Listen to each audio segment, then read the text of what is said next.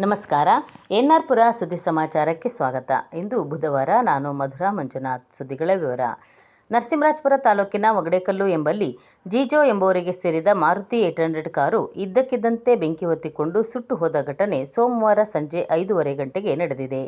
ಜಿಜೋ ಅವರು ತಮ್ಮ ಕಾರಿನಲ್ಲಿ ಕೆಲಸ ಮಾಡುವ ಕಾರ್ಮಿಕರನ್ನು BH ಕೈಮರಕ್ಕೆ ಬಿಟ್ಟು ವಾಪಸ್ ಒಗಡೇಕಲ್ಲಿನ ತಮ್ಮ ಮನೆಗೆ ಬಂದು ಮನೆಯ ಆವರಣದಲ್ಲಿ ಕಾರು ನಿಲ್ಲಿಸಿ ಇಳಿಯುತ್ತಿದ್ದಂತೆ ಕಾರಿನಲ್ಲಿ ಹೊಗೆ ಕಾಣಿಸಿಕೊಂಡು ಬೆಂಕಿ ಹೊತ್ತಿಕೊಂಡಿದೆ.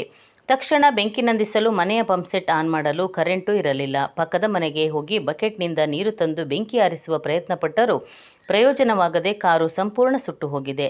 ಬೆಂಕಿ ಹೊತ್ತಿಕೊಳ್ಳಲು ಕಾರಣ ತಿಳಿದುಬಂದಿಲ್ಲ. ಅದು ಕೊಡ್ತಾನ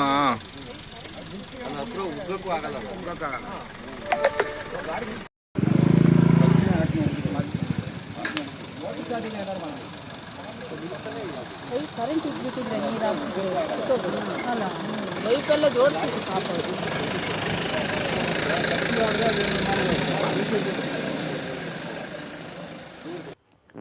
ನರಸಿಂಹರಾಜಪುರದ ಹಿರಿಯ ರಂಗಭೂಮಿ ಕಲಾವಿದ PC ಮ್ಯಾಥ್ಯೂ ಅವರು ಭಾನುವಾರ ದಾವಣಗೆರೆಯಲ್ಲಿ ಶ್ರೀಮತಿ ಸರಸ್ವತಿ ದಾಸಪ್ಪ ಶೆಣೈ ಪ್ರತಿಷ್ಠಾನ ವತಿಯಿಂದ ಕಲಾವಿದರಿಗೆ ಮತ್ತು ಕನ್ನಡ ಪರ ಹೋರಾಟಗಾರರಿಗೆ ನೀಡುವಂಥ ಸರಸ್ವತಿ ಕನ್ನಡ ರತ್ನ ರಾಜ್ಯ ಪ್ರಶಸ್ತಿಯನ್ನು ಸ್ವೀಕಾರ ಮಾಡಿದರು. ದಾವಣಗೆರೆಯಲ್ಲಿ ನಡೆದ ಸಮಾರಂಭದಲ್ಲಿ ಈ ಪ್ರಶಸ್ತಿಯನ್ನು ನೀಡಿ PC ಮ್ಯಾಥ್ಯೂ ಅವರನ್ನು ಗೌರವಿಸಲಾಯಿತು.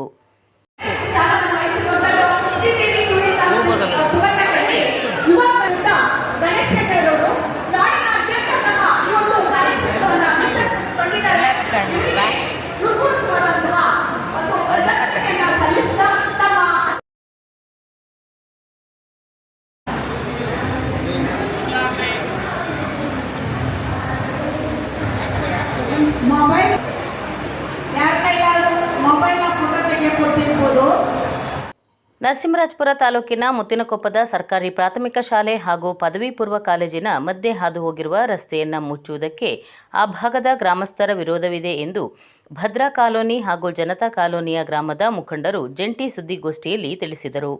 ಮಂಗಳವಾರ ಪತ್ರಿಕಾ ಭವನದಲ್ಲಿ ಮುತ್ತಿನಕೊಪ್ಪ ಗ್ರಾಮದ ಭದ್ರಾ ಕಾಲೋನಿಯ S. ಗೋಪಾಲ್ ಹಾಗೂ HM. ನಾಗರಾಜ್ ಸುದ್ದಿಗೋಷ್ಠಿಯಲ್ಲಿ ಮಾತನಾಡಿ, ಮುತ್ತಿನಕೊಪ್ಪದ ಮುಖ್ಯ ರಸ್ತೆಯಿಂದ ಭದ್ರಾ ಕಾಲೋನಿ, ಜನತಾ ಕಾಲೋನಿ, ಹೊಸಪೇಟೆ, ಶಾಂತಿ ಕಾಲೋನಿಗೆ ಹೋಗಲು ಅಂದಾಜು 150 ಮೀಟರ್ ಉದ್ದದ ರಸ್ತೆ ಇದ್ದು, ಈ ರಸ್ತೆಯು ಸರ್ಕಾರಿ ಹಿರಿಯ ಪ್ರಾಥಮಿಕ ಶಾಲೆ ಹಾಗೂ ಸರ್ಕಾರಿ ಪದವಿ ಪೂರ್ವ ಕಾಲೇಜಿನ ಮಧ್ಯೆ ಹಾದು ಹೋಗಿದೆ.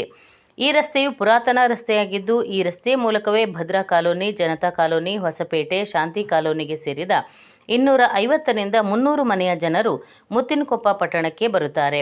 ಭದ್ರಾ ಕಾಲೋನಿಯಲ್ಲೇ ಪ್ರಾಥಮಿಕ ಆರೋಗ್ಯ ಕೇಂದ್ರವಿದ್ದು, ಅಲ್ಲಿಗೆ ಜನರು ಬರಬೇಕಾದರೂ ಅದೇ ರಸ್ತೆಯಲ್ಲಿ ಬರುತ್ತಿದ್ದಾರೆ. ಹಲವಾರು ವರ್ಷಗಳ ಹಿಂದೆಯೇ ಈ ರಸ್ತೆಗೆ ಜಿಲ್ಲಾ ಪಂಚಾಯಿತಿಯಿಂದ ಟಾರ್ ರಸ್ತೆ ಮಾಡಲಾಗಿತ್ತು. ತಾಲೂಕು ಪಂಚಾಯಿತಿಯಿಂದ ಬಾಕ್ಸ್ ಚರಂಡಿಯಾಗಿತ್ತು ಎಂದರು. ಈಗ ಮುತ್ತಿನಕೊಪ್ಪ ಸರ್ಕಾರಿ ಪ್ರಾಥಮಿಕ ಶಾಲೆ, ಪ್ರೌಢಶಾಲೆ ಹಾಗೂ ಪದವಿ ಪೂರ್ವ ಕಾಲೇಜು ಕರ್ನಾಟಕ ಪಬ್ಲಿಕ್ ಸ್ಕೂಲ್ ಆಗುತ್ತಿರುವ ಹಿನ್ನೆಲೆಯಲ್ಲಿ 2 ಶಾಲೆಗಳ ಮಧ್ಯೆ ಬರುವ ರಸ್ತೆ ಮುಚ್ಚಲು ಸಿದ್ಧತೆ ಮಾಡಿಕೊಳ್ಳಲಾಗುತ್ತಿದೆ ಎಂಬ ಮಾತುಗಳು ಕೇಳಿಬರುತ್ತಿದೆ. ಇದುವರೆಗೂ ಆ ರಸ್ತೆಯನ್ನು ಉಪಯೋಗಿಸುತ್ತಿರುವ ಭದ್ರಾ ಕಾಲೋನಿ, ಜನತಾ ಕಾಲೋನಿ, ಹೊಸಪೇಟೆ, ಶಾಂತಿ ಕಾಲೋನಿ ಜನರ ಅಭಿಪ್ರಾಯ ಕೇಳಿಲ್ಲ. ಆ ರಸ್ತೆ ಮುಚ್ಚುವುದಕ್ಕೆ ನಮ್ಮ ವಿರೋಧವಿದೆ ಎಂದರು. ಸುದ್ದಿಗೋಷ್ಠಿಯಲ್ಲಿ ಭದ್ರಾ ಕಾಲೋನಿಯ SR ಸತ್ಯನಾರಾಯಣ, ಜನತಾ ಕಾಲೋನಿಯ ಗುರುಮೂರ್ತಿ, M. ಗೋಪಿನಾಥ್ ಇದ್ದರು. 60 ವರ್ಷದಿಂದ ಆ ರಸ್ತೆ ಇದೆ. ಅದನ್ನ ಹಿಂದೆ ರಾಜೇಂದ್ರಣ್ಣ ಪ್ರಧಾನರಾದಾಗ ಮೊದಲದಾಗಿ ಬಿಲ್ ಆಗಿ ಆ ರಸ್ತೆ ರಾಜೇಂದ್ರಣ್ಣ ಮಾಡಬಹುದು, HD ರಾಜೇಂದ್ರಣ್ಣ ಪ್ರಧಾನರಾದಾಗ ಆ ರಸ್ತೆಗೆ ಬಿಲ್ ಆಗಿದೆ. ಆ ನಂತರದಲ್ಲಿ ಜಿಲ್ಲಾ ಪಂಚಾಯತಿಯಿಂದ ಆ ರಸ್ತೆ ಆಗಿದೆ. ಗ್ಯಾರಂಟಿ ಯೋಜನೆಗಳ ಅನುಷ್ಠಾನ ಇಲಾಖೆ ಅಧಿಕಾರಿಗಳು ಸಭೆಗೆ ಸಮಯಕ್ಕೆ ಸರಿಯಾಗಿ ಬರಬೇಕು. ಇದು ಕಾಟಾಚಾರದ ಸಭೆಯಲ್ಲ ಎಂದು ಗ್ಯಾರಂಟಿ ಯೋಜನೆಗಳ ಅನುಷ್ಠಾನ ಸಮಿತಿ ಅಧ್ಯಕ್ಷೆ ಕುಮಾರಿ ಚಂದ್ರಮ್ಮ ಅನುಷ್ಠಾನ ಇಲಾಖೆಯ ಅಧಿಕಾರಿಗಳಿಗೆ ಎಚ್ಚರಿಕೆ ನೀಡಿದರು. ಅವರು ಮಂಗಳವಾರ ತಾಲೂಕು ಪಂಚಾಯಿತಿ ಸಾಮರ್ಥ್ಯ ಸೌಧದಲ್ಲಿ ನಡೆದ ತಾಲೂಕು ಮಟ್ಟದ ಗ್ಯಾರಂಟಿ ಯೋಜನೆಗಳ ಅನುಷ್ಠಾನ ಸಮಿತಿ ಸಭೆಯ ಅಧ್ಯಕ್ಷತೆಯನ್ನು ವಹಿಸಿ ಮಾತನಾಡಿದರು. 11:30 ಗಂಟೆಗೆ ಆದರೂ ಸಭೆಗೆ ಅಧಿಕಾರಿಗಳು ಬಾರದೇ ಇರುವುದರಿಂದ ಹಾಗೂ ಇಲಾಖೆಗಳ ಪ್ರಗತಿ ವರದಿಯನ್ನು ನೇರವಾಗಿ ಸಭೆಗೆ ತಂದುಕೊಟ್ಟಿದ್ದಕ್ಕೆ ಆಕ್ಷೇಪ ವ್ಯಕ್ತಪಡಿಸಿದರು. ಸಭೆಯಲ್ಲಿ ಅಧಿಕಾರಿಗಳು ನೀಡುವ ಮಾಹಿತಿಯನ್ನೇ ನಾವು ಫಲಾನುಭವಿಗಳಿಗೆ ಹೇಳಬೇಕಾಗುತ್ತದೆ. ನೀವೇ ಸಭೆಗೆ ತಡವಾಗಿ ಬರುವುದು, ಪ್ರಗತಿ ವರದಿಗಳನ್ನು ಮುಂಚಿತವಾಗಿ ಸಲ್ಲಿಸದೇ ಇರುವುದು ಸರಿಯಲ್ಲ. ನಿಮಗೆ ನಾವು ಕಾಯಬೇಕು ಅಥವಾ ನಮಗೆ ನೀವು ಕಾಯಬೇಕು ಎಂದು ತರಾಟೆಗೆ ತೆಗೆದುಕೊಂಡರು.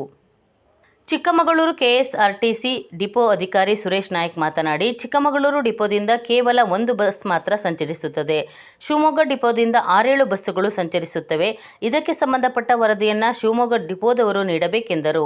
ಗ್ಯಾರಂಟಿ ಅನುಷ್ಠಾನ ಸಮಿತಿ ಅಧ್ಯಕ್ಷೆ ಚಂದ್ರಮ್ಮ ಮಾತನಾಡಿ, ಶಿವಮೊಗ್ಗ ಡಿಪೋ ಅಧಿಕಾರಿಗಳು ಸಭೆಗೆ ಬರುತ್ತಿಲ್ಲ. ಅವರ ವರ್ತನೆ ಬಗ್ಗೆ ಶಾಸಕರ ಗಮನಕ್ಕೆ ತರಲಾಗುವುದು. ಅಲ್ಲದೆ ಜಿಲ್ಲಾ ಮಟ್ಟದ ಸಭೆಯಲ್ಲೂ ಗಂಭೀರವಾಗಿ ಚರ್ಚಿಸಲಾಗುವುದು ಎಂದರು. ಸಭೆಯಲ್ಲಿ ಸದಸ್ಯರುಗಳಾದ ಇಂದಿರಾನಗರ ರಘು, ನಿತ್ಯಾನಂದ, ನಾಗರಾಜ್, ಜಯರಾಮ್, ಬೇಸಿಲ್, ಹೂವಮ್ಮ, ದೇವರಾಜ್, ಸೈಯದ್ ಶಫೀರ್ ಅಹಮದ್ ಇದ್ದರು.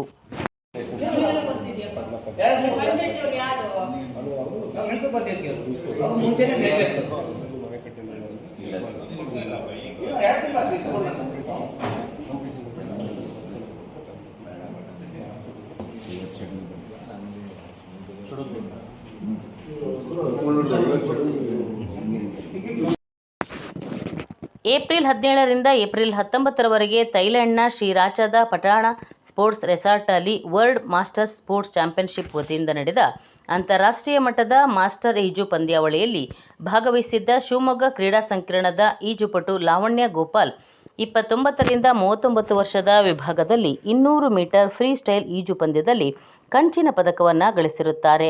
ಲಾವಣ್ಯ ಗೋಪಾಲ್ ಅವರು ನರಸಿಂಹರಾಜಪುರ ತಾಲೂಕಿನ ಗದ್ದೆಮನೆ ಗೋಪಾಲ್ ಹಾಗೂ ಶ್ರೀಮತಿ ಪ್ರಭಾರವರ ಪುತ್ರಿಯಾಗಿದ್ದಾರೆ. ವಂದನೆಗಳು.